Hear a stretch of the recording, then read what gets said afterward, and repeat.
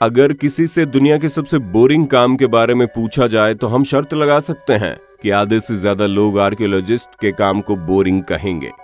जहां अधिकतर लोगों को लगता है कि इस काम में कोई भी फन और एडवेंचर नहीं है। इनका पूरा दिन तो पत्थरों के ऊपर से धूल हटाने में निकल जाता है। पर भाई साहब जरा ठहर जाइए, क्योंकि आर्कियोलॉजिस्ट की जिंदगी केवल धूल मिट्टी हटाते हुए नहीं निकलती, बल्कि कई बार इनके साथ ऐसी नायाब चीजें लग जाती हैं जिन्हें देखने के बाद खुद आर्कियोलॉजिस्ट के होश उड़ जाते हैं। फिर चाहे वो 3000 साल पुराना मोबाइल फोन हो या फिर एक ऐसी डिस्कवरी जिसकी मदद से ये पता चलता है कि आज से 2000 साल पहले भी इलेक्ट्रिसिटी पृथ्वी पर मौजूद थी।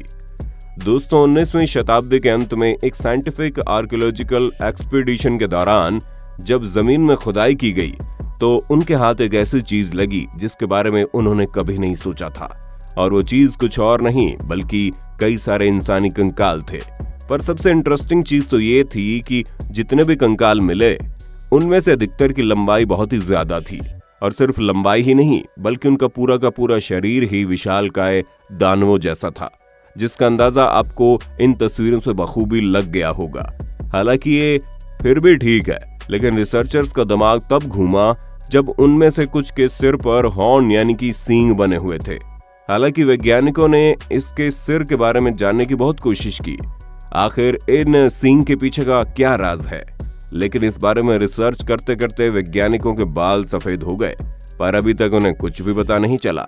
दोस्तों, अगर हम दुनिया के सबसे पहले मोबाइल फोन की बात करें तो उसे 3 अप्रैल 1973 में इन्वेंट किया गया। पर अगर हम आपसे ये कहें कि आर्कियोलॉजिस्ट को 19वीं शताब्दी का नहीं बल्कि आज से करीब 2800 साल पुराना मोबाइल फोन मिला है, तो आप क्या कहेंगे? अब इस बात पर विश्वास करना थोड़ा मुश्किल है, पर दोस्तों हम मजाक नहीं कर रहे। असल में ऑस्ट्रेलिया के एक टाउन में जब खुदाई हो रही थी तभी अचानक से ये डिवाइस आर्कियोलॉजिस्ट के हाथ लगा, जो दिखने में बिल्कुल नोकिया मोबाइल फोन जैसा है।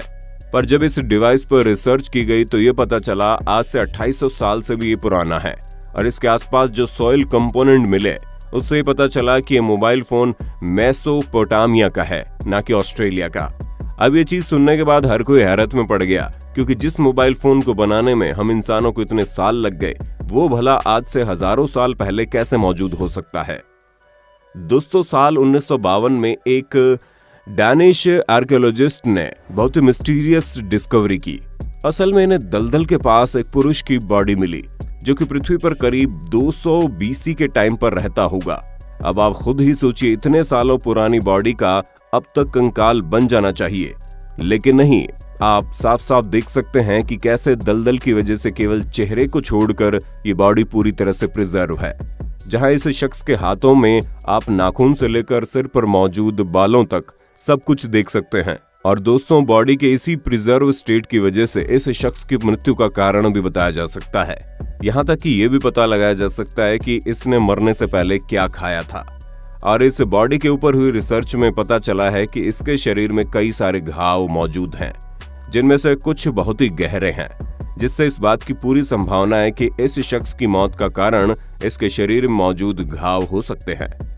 अब जरा आप इस हैरान करने वाली डिस्कवरी के बारे में भी सुन लीजिए।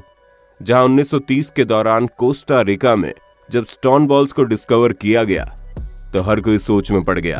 वैज्ञानिक तक इस बात को समझ नहीं पा रहे थे कि ये विशालकाय पत्थर आखिर बने तो बने कैसे। हजारों साल पुराने इन विशालकाय पत्थरों का इंसानों द्वारा बनाया जाना तो लगभग नामुमकिन है। ऊपर से जिस टाइम के ये पत्थर हैं उस टाइम कोई मॉडर्न इक्विपमेंट नहीं थे, उसकी वजह से इन्हें तैयार किया गया। इसीलिए इनके अस्तित्व पर कई सवाल खड़े हो रहे हैं। हालांकि कई सारे लोगों का ये कहना है कि इन गोलाकार पत्थरों का ये शेप पानी की तेज लहरों की वजह से है, लेकिन इस पर भी रिजेक्शन का ठप्पा लग गया। यही वजह है कि अब तक किसी को भी ये पता नहीं चल पाया कि आखिर ये बड़े आकार के पत्थर क्यों बनाए गए हैं और किसके द्वारा बनाए गए हैं। पर कई सारे एक्सपर्ट्स का ये कहना है कि इन पत्थरों का इस्तेमाल आज से कई साल पहले ट्राइब्स की बाउंड्रीज सेट करने के लिए किया जाता था। वैसे दोस्तों, भले ही आपको इस तरह की नायाब चीजें ना मिली हो, लेकिन सड़क पर गिरा सिक्का तो मिला ही होगा। ऐसे में अपने होस्ट और दोस्त सैम को कमेंट करके ये बताना मत भूलना, आपको अब तक सबसे ज्यादा कितने रुपए सड़क पर मिले हैं, और जिन्हें अभी तक कुछ भी नहीं मिला वो लोग अपना नाम कमेंट में जरूर बताएं। अब हम आपको जो बताने वाले हैं उसे सुनने के बाद आपके कान खड़े हो जाएंगे। जब बात इलेक्ट्रिसिटी की आती है तो हम सभी को पता है कि इसका इन्वेंशन आज से लगभग 200 या 300 साल पहले किया गया होगा और उससे पहले लोग बिना बिजली के अपनी जिंदगी बिताते थे। लेकिन जिस हिसाब से आर्कियोलॉजिकल एविडेंस मिले हैं उससे साफ पता चलता है कि आज से 2000 साल पहले भी बिजली पृथ्वी पर मौजूद थी। हम ऐसा इसलिए कह रहे हैं क्योंकि अभी कुछ ही समय पहले दुनिया की सबसे पहली बैटरी की खोज हुई। ये एक 13 सेंटीमीटर का जार है जो बिटुमेन और आयरन रोड से फिल्ड है और इस एक जार के अंदर एक कॉपर सिलेंडर है जिसके अंदर आयरन स्टड भी मौजूद था। साथ ही साथ इसमें एसिड भी फिल किया गया था। इन सभी चीजों को देखा जाए तो ये बैटरी 1 वोल्ट का करंट जनरेट कर सकती है। अब 2000 साल पुरानी किसी चीज में इस तरह के अरेंजमेंट होना कोई मामूली बात नहीं है। दोस्तों, मोआ न्यूजीलैंड में रहने वाली एक ऐसी बर्ड स्पीशीज है जो 15वीं शताब्दी में हमारी पृथ्वी से विलुप्त हो गई थी। ये बर्ड 4 मीटर लंबी हुआ करती थी, यहाँ तक कि इसका वजन 250 किलोग्राम का था। अब इससे आप समझ सकते हैं कि बर्ड कितनी ज्यादा बड़ी होगी। और ये सब हम आपको इसलिए बता रहे हैं क्योंकि पिछले कई सालों से एक्सपर्ट्स को इस विलुप्त हुई बर्ड के ऐसे कई सारे अंश मिल रहे हैं जिन्हें देखकर वो भी हैरान है। पर सबसे ज्यादा हैरानी तो तब हुई जब एक एक्सपीडिशन के दौरान न्यूजीलैंड में खुदाई की जा रही थी और तभी इस विशालकाय बर्ड का एक मम्मीफाइड पंजा मिला। और ये पंजा इतना ज्यादा सटीक है कि इसे देखकर एक नजर तो इंसान धोखा खा जाएगा कि ये किसी बर्ड का पंजा है, वो अभी मरी है। पर जब रिसर्च की गई तो पता चला वो पंजा इसी बर्ड का है जिसके शरीर से सैकड़ों सालों पहले कट करके जमीन के अंदर दफन हो गया था। दोस्तों, साल 1936 में टॉम्ब एक्सकेवेशन के दौरान निंजा पैथोलॉजिस्ट वॉल्टर एमरे ने एक ऐसा हैरान करने वाला ऑब्जेक्ट ढूंढा जिसे आज के समय में लोग साबु डिस्क के नाम से जानते हैं। असल में इस डिस्क का शेप बिल्कुल राइट राउंड है जिसे देखकर ऐसा लगता है ये कोई सीडी प्लेयर का डिस्क हो। और इसीलिए इसकी डिस्कवरी के बाद इसके बारे में कई सारे आर्गुमेंट्स हुई जहां पर एक्सपर्ट्स का इसके बारे में कुछ अलग ही विचार था। कुछ का तो ये भी कहना है कि इसे फूड के लिए प्ले किया जाता था, लेकिन इसका डिस्क इतना ज्यादा अलग है कि पक्के तौर पर कुछ भी कह पाना बड़ा मुश्किल है। इसलिए वैज्ञानिक अभी भी इस यूनिक डिस्क के बारे में कुछ भी बता नहीं पाए हैं। दोस्तों, 2013 में एक्सपर्ट्स को खुदाई के दौरान एक ममोथ की बॉडी मिली। अगर आपको न पता हो तो हम आपको बता दें कि ममोथ ऐसे जानवर थे जो आज से कई सालों पहले पृथ्वी में रहते थे और इनकी बनावट हाथी की तरह थी, लेकिन ये हाथी से भी ज्यादा खतरनाक और विशालकाय हुआ करते थे। ऐसे में इस जानवर का मिलना कोई बड़ी बात नहीं है। पर 2013 में जब इसकी बॉडी मिली तो वैज्ञानिक इसलिए हैरान हो गए क्योंकि इसका ब्लड बिल्कुल फ्रेश था। असल में वैज्ञानिक जब इस पर रिसर्च कर रहे थे तो अचानक से ममोथ की बॉडी में धारदार हथियार लग गया, जिसके बाद उसका खून बहना शुरू हो गया।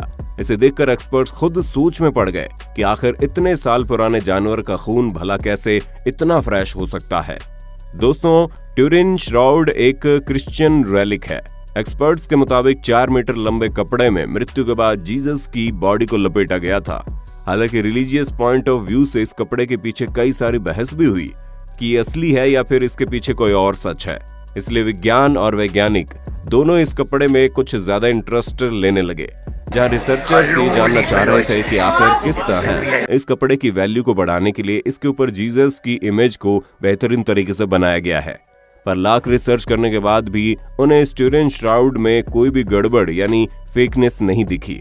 और जब वैज्ञानिक इस कपड़े को नकली नहीं बता पाए तो लोगों का विश्वास इस पर और ज्यादा पक्का हो गया। लेकिन अगर पुख्ता तौर पर देखा जाए तो इस बारे में किसी को ये नहीं पता है कि ये कपड़ा धार्मिक चीजों से जुड़ा हुआ है या फिर इसे वैल्यूएबल बनाने के लिए इसमें कलाकारी की गई है। दोस्तों, क्विन डायनेस्टी के राजा क्विन शी हुआंग ने अपनी छोटी सी उम्र में पूरे चाइना को एक साथ जोड़ने के लिए एड़ी चोटी का बल लगा दिया था और इन्हीं के शासन के दौरान इनका टॉम बनकर तैयार किया गया। इन्हें अपने सोल्जर से बहुत ही ज्यादा प्यार था, इसीलिए इन्होंने ये फैसला किया कि अपने टॉम में बने टेराकोटा आर्मी को मरने के बाद भी जिंदा रखेंगे। इन्होंने हजारों की संख्या में मौजूद अपने सोल्जर्स की मूर्तियों के साथ साथ इनकी सेना में काम करने वाले घोड़े और हाथियों की भी मूर्तियां बनवाई, जिनकी संख्या कितनी ज्यादा है वो आप खुद ही देख सकते हैं। हालांकि ये सभी चीजें काफी समय तक लोगों से छिपी हुई थी। वो तो एक खोज के दौरान इस जगह के बारे में पता चला और तब ये सारा राज खुला। तो दोस्तों, आज के लिए बस इतना ही। उम्मीद है आपको हमारी ये वीडियो पसंद आई होगी। अगर हाँ तो ऐसी इंटरेस्टिंग वीडियोस को लगातार देखते रहने के लिए चैनल को लाइक, शेयर और सब्सक्राइब करना बिल्कुल भी ना भूलें।